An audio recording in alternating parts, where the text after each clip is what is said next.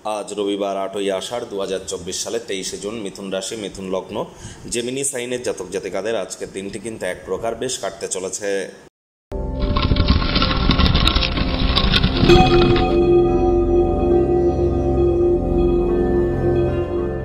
ভিডিওটির শুরুতেই আপনাদের সকলকে আবারও অমাপতি বা অম্বুবাচীর হার্দিক শুভেচ্ছা ও অভিনন্দন রইল।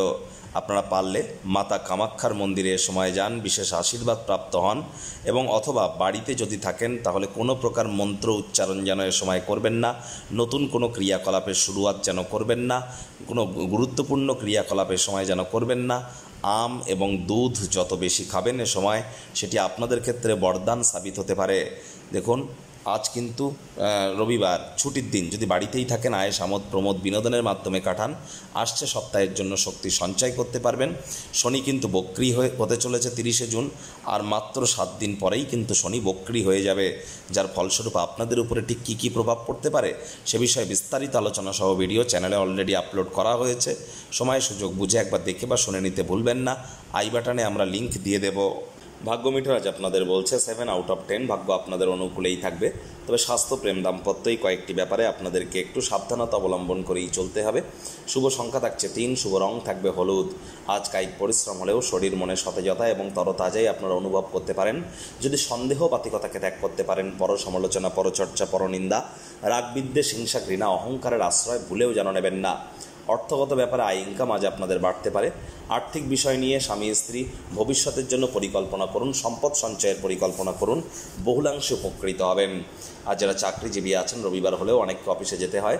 অফিসে কম কথা বলে কাজ বেশি করুন, মনের থেকে মস্তিষ্ককে বেশি দাম দিন, তবেই কিন্তু বসের সুনজরে পড়তে পারবেন। রাজনীতিবিদ যারা আছেন, জনসংযোগ বৃদ্ধি করুন, সমাজসেবা, দান ধ্যান, ধর্মীয় ক্রিয়াকলাপে অগ্রণী ভূমিকা নিন। সমাজে আপনাদেরও কিন্তু তবেই পপুলারিটি ইনক্রিজ করবে। শিক্ষার্থী বিদ্যার্থীরা যে কোনো প্রকার পরীক্ষা প্রতিযোগিতায় অবশ্যই সফল হবেন। উচ্চশিক্ষার জন্য যারা বিদেশ যাত্রার কথা ভাবছিলেন, ভাগ্যদেবীও আজ আপনাদের পক্ষেই আছেন। আজ আপনাদের সন্তান সন্ততি থেকে থাকলে তারাও তাদের কৃতিত্বের দ্বারা আপনাদেরকে গর্বিত অনুভব করাবে।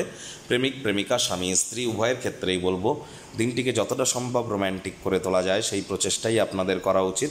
অবিবাহিতদের বিবাহের যোগ পরিলক্ষিত হচ্ছে। যারা প্রেমে পড়েননি তাদের জীবনে স্বপ্নের নারী বা পুরুষের আগমন আজ কিন্তু হতেই পারে। একটু প্রচেষ্টা আপনাদেরকেও করতে হবে।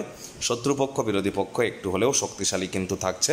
পরিবার, পরিজন, নিকটে স্থানীয় ব্যক্তিবর্গ, বন্ধু স্বজন কারোর উপরেই জোর করে নিজের মতামতকে জাহির যেন করতে যাবেন না। ছোটোখাটো ব্যাপারে অন্যের বিষয়ে ভুল ত্রুটি ধরার স্বভাব থাকলে ত্যাগ করুন, তা না হলে সম্পর্কের অবনতি কিন্তু হতেই পারে। ওজন বুঝে ভোজন গ্রহণ করুন, রাস্তাঘাটে সাবধানে গাড়ি ঘোড়া চালান।